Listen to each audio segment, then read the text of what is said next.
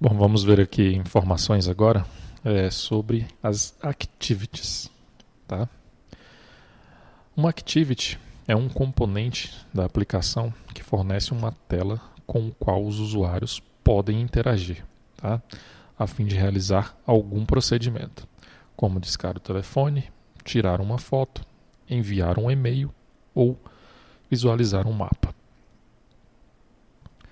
Cada activity é uma janela que é desenhada na interface de usuário.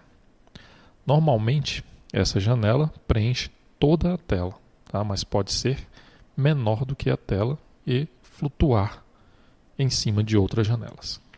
Ok?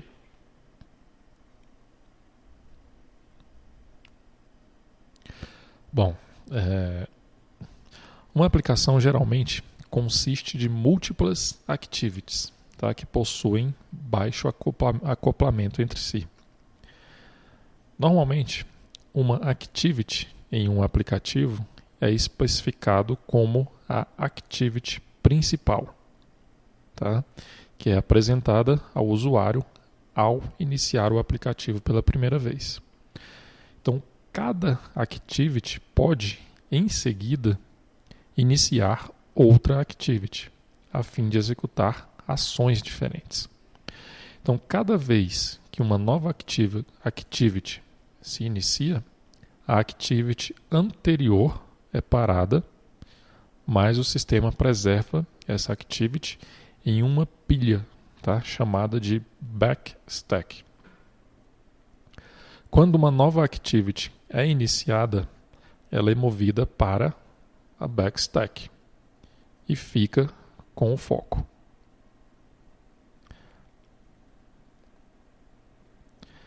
Esta pilha utiliza o conselho básico de último a entrar, primeiro a sair. Tá? Então, por isso, quando o usuário finaliza a activity atual, né, no caso pressionando o botão voltar, a mesma é removida da pilha e destruída. E a activity anterior é recuperada. Tá? Bom, nesse link aqui é possível obter mais informações sobre o backstack, tá? Temos aqui as tarefas e o backstack. E aqui nós podemos ver aí algumas informações. Logo aqui abaixo nós temos uma imagem, tá? Onde representa então essa pilha, ok? Bom, então aqui nós temos essa pilha, tá? Uma activity que está em primeiro plano, certo? Uma outra activity é iniciada, então essa activity anterior é passada aqui para o final da fila, tá? Se uma outra activity for iniciada, então ela será aqui inclusa nessa fila, tá? Nessa backstack, certo?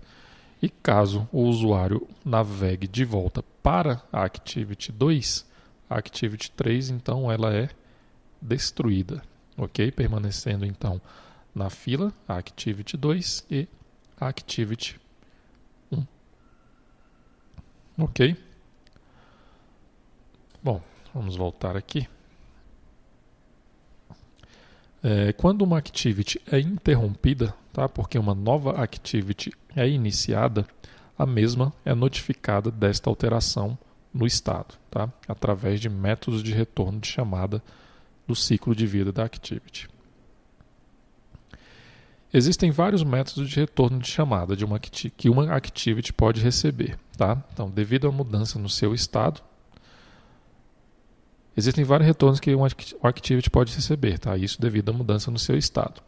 Se o sistema está criando, interrompendo, recomeçando ou destruindo, e cada retorno irá fornecer a oportunidade de realizar um trabalho específico, tá? Que no caso vai ser apropriado à mudança de estado.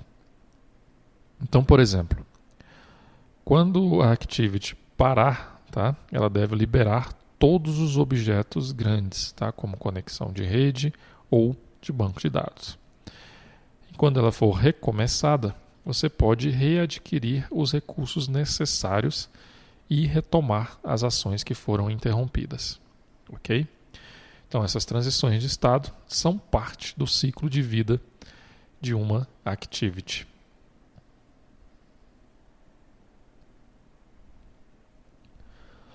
Bom, aqui nós temos outras informações. Então, aqui nós temos como criar uma activity. Bom, para criar uma activity, você deve criar uma subclasse de activity. Ok? Nessa subclasse, você precisa implementar os métodos de retorno de chamada que o sistema chama quando a activity transita entre os vários estados do seu ciclo de vida. Tá? Tais como a activity que está sendo criada, parada, reiniciada ou destruída.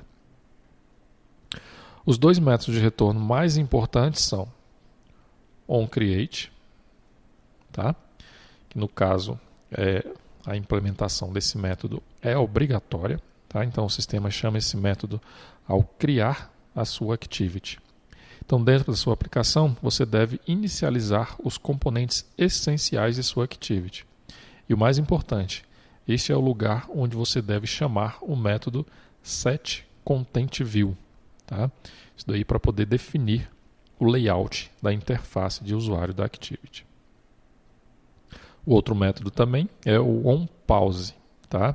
O sistema ele chama esse método como a primeira indicação de que o usuário está saindo de sua activity, tá? Embora nem sempre signifique que a activity está sendo destruída. Ok? Este é geralmente o lugar onde você deve salvar quaisquer alterações que devam ser mantidas para a utilização além da sessão atual do usuário. Tá? Isso porque o usuário pode não voltar para a sua activity. Ok? Bom, existem vários outros métodos de retorno, tá, de chamada do ciclo de vida que você deve utilizar a fim de proporcionar uma experiência de usuário coesa, tá, entre as activities e lidar com interrupções inesperadas que causam a parada de sua activity e até mesmo a destruição da mesma. Ok? Bom, aqui nós temos agora as informações de como implementar uma interface de usuário. Tá? Então, a interface de usuário para uma activity é prestada por uma hierarquia de views, okay? Que são objetos derivados aqui da classe view. Cada view ela vai controlar, tá, um espaço retangular dentro da janela da activity e pode responder à interação do usuário. Então, por exemplo, uma view pode ser um botão que inicia uma ação quando o usuário o toca. O Android ele fornece algumas views já prontas, tá, que você pode utilizar para criar e organizar o seu layout. Os widgets são views que fornecem um elemento visual e interativo para a tela, como um botão, um campo de texto, uma caixa de seleção ou apenas uma imagem. Os layouts são views derivadas de view group, tá?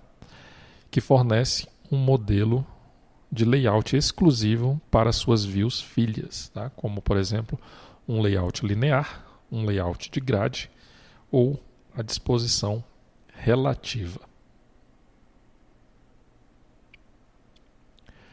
Você também pode utilizar uma subclasse de view ou view group para criar os seus próprios widgets e também os layouts e aplicá-las ao seu layout, né, ao layout da sua activity. A maneira mais comum, tá, para definir um layout usando views é através de um arquivo XML, que deve ser salvo como um recurso do seu aplicativo.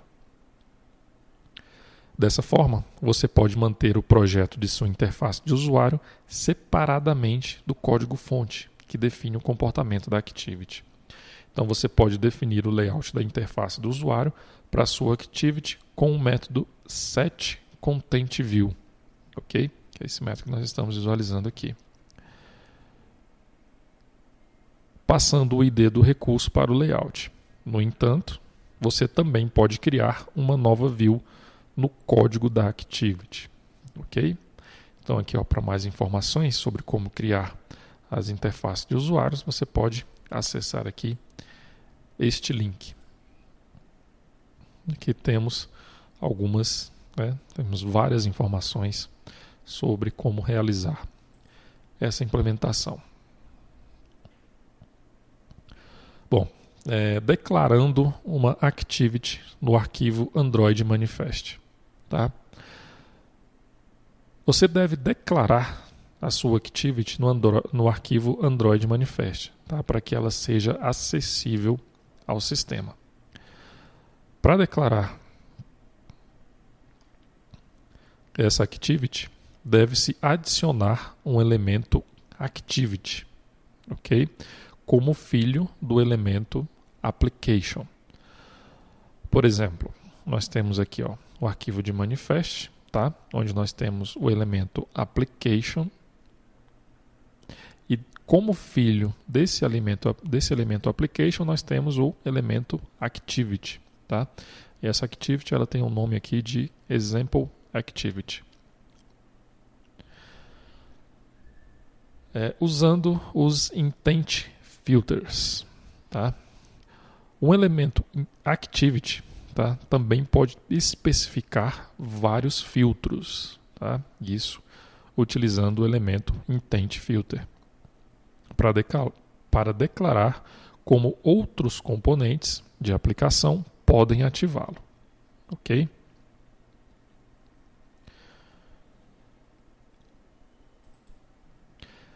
Quando você cria um novo aplicativo, tá? Usando as ferramentas do Android SDK, tá? A Activity raiz é criada automaticamente e inclui um intent filter que declara que a Activity responde à ação main. Tá? E deve ser colocado também na categoria de Launcher. Esse filtro é declarado da seguinte forma. Tá? Então aqui nós temos um exemplo. Nós temos aqui a declaração de uma Activity, tá? Onde nós temos o nome dessa Activity, o ícone definido e o intent filter, ok? Esse intent filter, ele é um intent filter que identifica que essa é uma Activity main, tá? E está na categoria Launcher.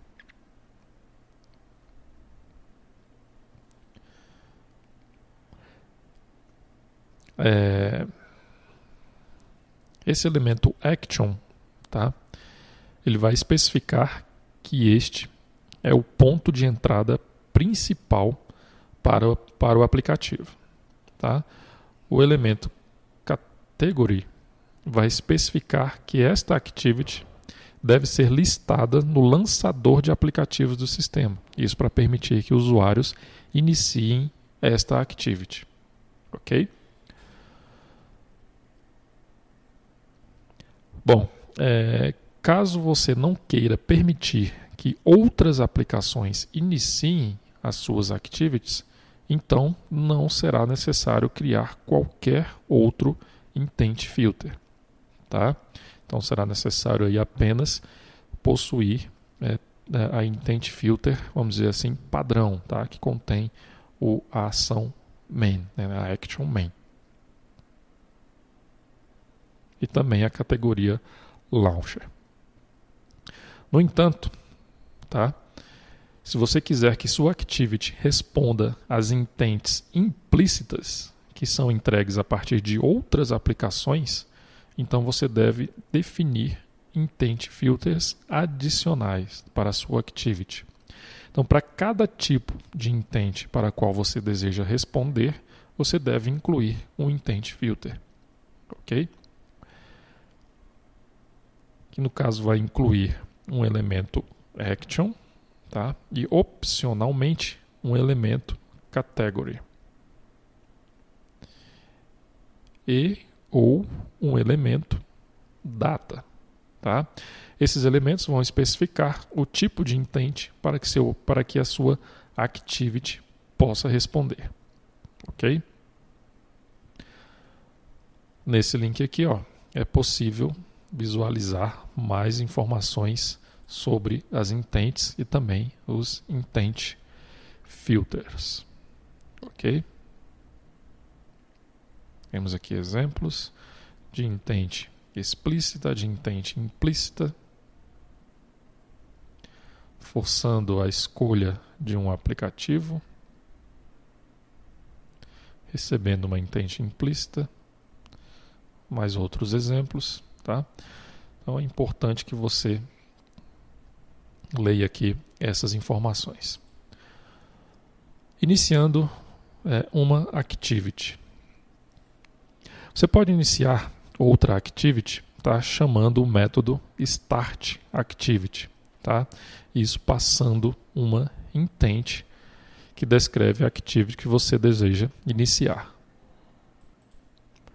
A intent especifica a activity exata que você deseja iniciar ou descreve o tipo de ação que você deseja realizar. Neste caso, o sistema vai selecionar a activity apropriada para você, tá? Que pode mesmo ser de um aplicativo diferente.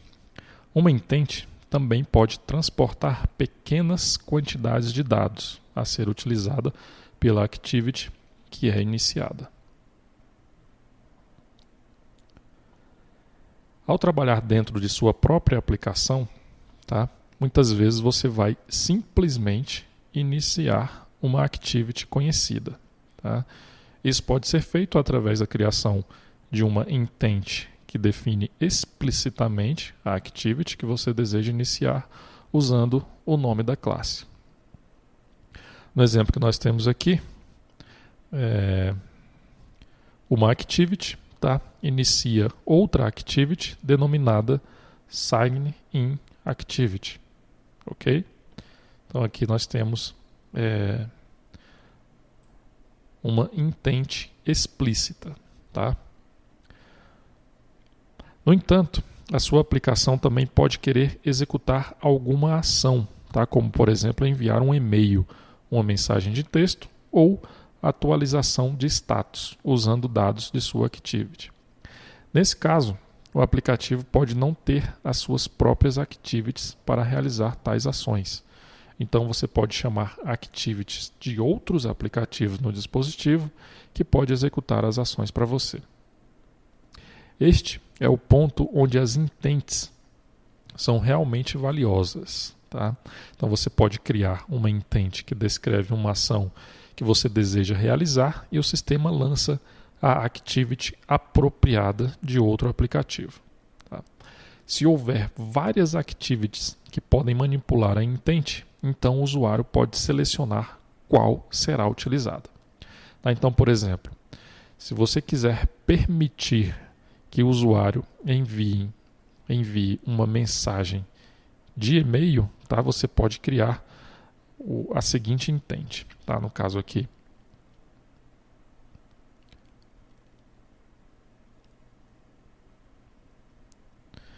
você define uma intent implícita, tá? Com a ação action send, ok? Adiciona aqui um elemento extra, tá? No caso aqui o extra e-mail, né? Que vai ser adicionado na intent, que é um array de strings, tá? Com os endereços de e-mail para o qual o e-mail deve ser enviado, ok? Então, quando um aplicativo de e-mail responde a essa intent, ele vai ler esse array de string e incluir no campo enviar para. Nessa situação, a activity do aplicativo de e-mail é iniciada e quando o usuário finaliza, sua activity será retomada. Ok? Então, aqui nesse exemplo, é executado esse procedimento. Iniciando uma activity para a obtenção de um resultado. Tá? Muitas vezes será necessário receber um resultado de uma activity que você iniciou. certo? Nesse caso, a activity ela deve ser iniciada chamando o método start activity for result, ao invés do start activity. Tá? Para receber o seu resultado, o resultado da activity, deve-se implementar o método onActivityResult. Tá? Quando a activity for finalizada, irá retornar um resultado em uma intent no método onActivityResult. Por exemplo, você pode solicitar que o usuário escolha um de seus contatos para que sua activity possa realizar algum procedimento com essas informações. Tá?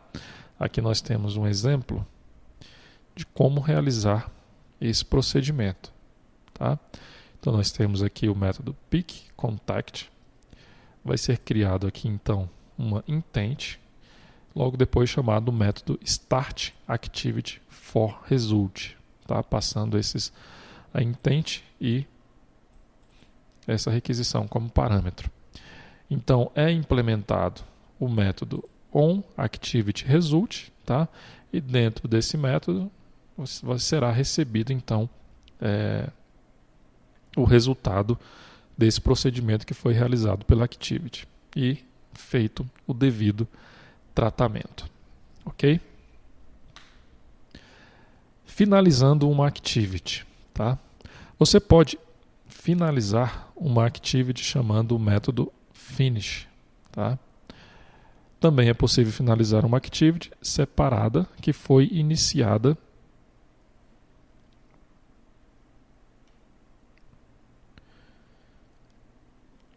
chamando o método finish activity. Ok? Bom, na maioria dos casos, tá, não será necessário utilizar esses métodos. Nós veremos aqui, posteriormente, que é sobre o ciclo de vida da activity, onde o sistema Android faz o gerenciamento de uma activity para você. Tá? Então, para que você não precise terminar as suas próprias activities. Então, chamar esses métodos pode afetar negativamente a experiência do usuário. Ok? E só deve ser usado quando você tiver certeza de que não quer que o usuário retorne a essa instância da activity.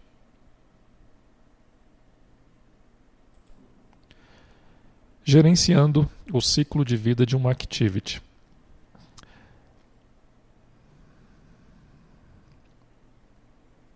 Bom, é possível gerenciar o ciclo de vida de suas activities através da implementação de métodos de retorno, tá? E é crucial para o desenvolvimento de uma aplicação forte e flexível. Tá? O ciclo de vida de uma activity ela é diretamente afetada por sua associação com outras activities. Bom, uma activity ela possui essencialmente 3 estados. Tá? Resumed, no caso, a activity ela está no primeiro plano da tela e tem o foco do usuário. Tá? Esse estado é também chamado como em execução. Paused. Tá? Então, outra activity está em primeiro plano e tem o foco, mas esta ainda é visível na tela. Ou seja, uma outra activity é visível em cima desta activity e a activity é parcialmente transparente ou não cobre a tela inteira. Então, a activity passada é completamente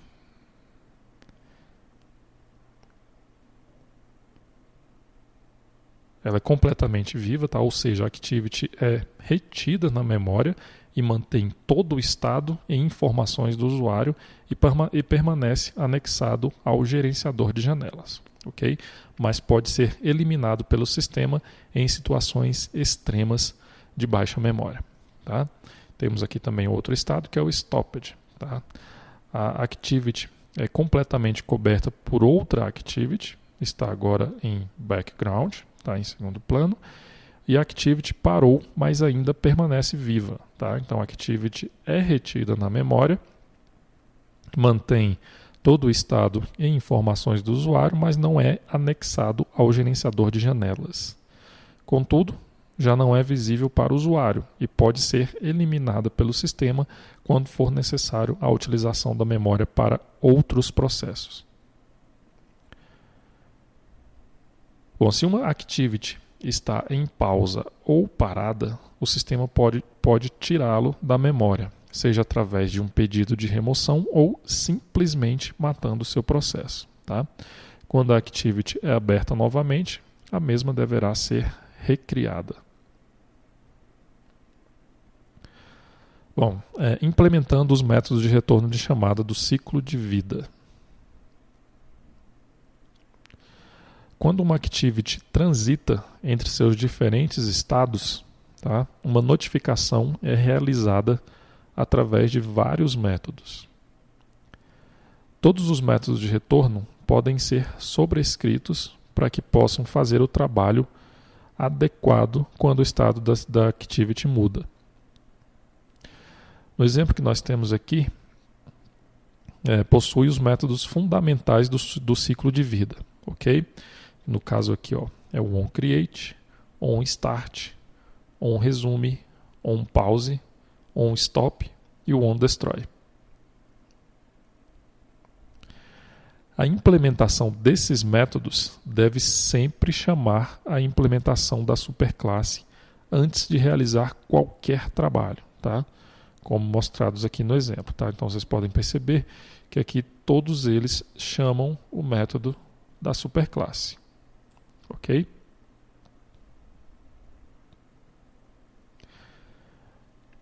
Esses métodos, tá? Eles vão definir todo o ciclo de vida de uma activity. Então, ao implementar esses métodos, você pode monitorar os 3 loops alinhados no ciclo de vida de uma activity. Todo o tempo de vida, tá, de uma activity vai acontecer entre a chamada do método onCreate e do método onDestroy. Sua activity deve executar a configuração do estado global, tá, como definição do layout, em onCreate, tá, e liberar todos os recursos remanescentes em onDestroy. Então, por exemplo, se sua activity tem uma thread executando em segundo plano para transferir dados a partir da rede, pode-se criar essa thread em onCreate e em seguida finalizar no método onDestroy. O tempo de vida visível, tá, de uma activity vai acontecer entre a chamada do método onStart e onStop. Durante esse tempo, o usuário pode ver a activity na tela e interagir com a mesma. Por exemplo, o onStop é chamado como quando uma nova activity inicia e esta não é mais visível, ok? Então, entre esses dois métodos, você pode manter os recursos que são necessários para mostrar a activity para o usuário. Então, por exemplo, você pode registrar um Broadcast Receiver em onStart para monitorar as mudanças que impactam sua interface de usuário e cancelar o registro em onStop. Isso quando o usuário não poderá mais ver o que você está exibindo, ok? Então o sistema ele pode chamar onStart e onStop várias vezes durante toda a vida útil da activity. Isso quando a activity é visível ou não visível para o usuário.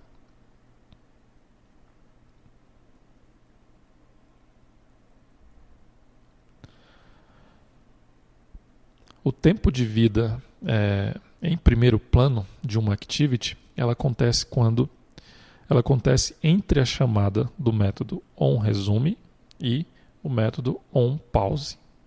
Okay? Então, durante esse tempo, a activity está na frente de todas as outras activities na tela do usuário e tem o foco de entrada. Uma activity ela pode frequentemente transitar dentro e fora do primeiro plano. Então, por exemplo, on pause é chamado quando o dispositivo está inativo ou quando uma caixa de diálogo aparece. Uma vez que este pode fazer a transição de estado, muitas vezes o código nesses dois métodos deve ser bastante leve, tá? Então, isso aí é a fim de evitar longas esperas de transições pelo usuário. Bom, nessa figura que nós temos aqui,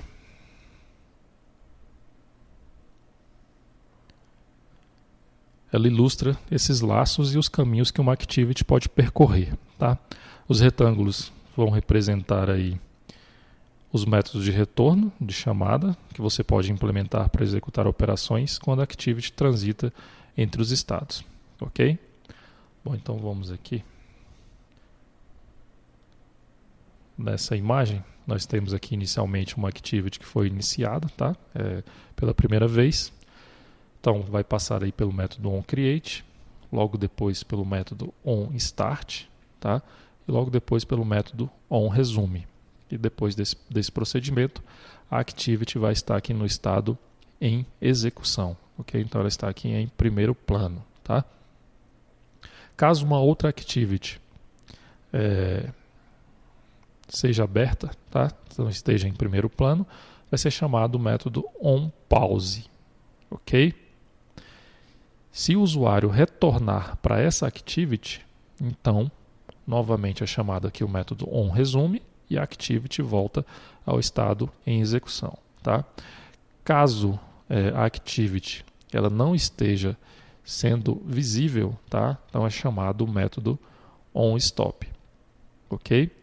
E caso algum outro processo com maior prioridade, tá? Esteja precisando de memória, essa activity, esse processo vai ser eliminado, tá? E caso o usuário volte a navegar nessa activity, vai ser chamado aqui novamente o método onCreate, passando por todos esses procedimentos, ok? Estando aqui no método onStop e o usuário navegue novamente para essa activity, então será chamado aqui o método onRestart, tá? Novamente o método onStart, onResume e a activity vai estar em execução, tá? E caso a activity seja finalizada, tá? Vai ser chamado o método onDestroy. E no caso a activity vai estar finalizada, ok? Bom, aqui nesse quadro você tem uma explicação aí desses procedimentos que nós vimos aqui anteriormente, tá? Você pode obter aqui também mais informações como salvar o estado de uma activity, ok?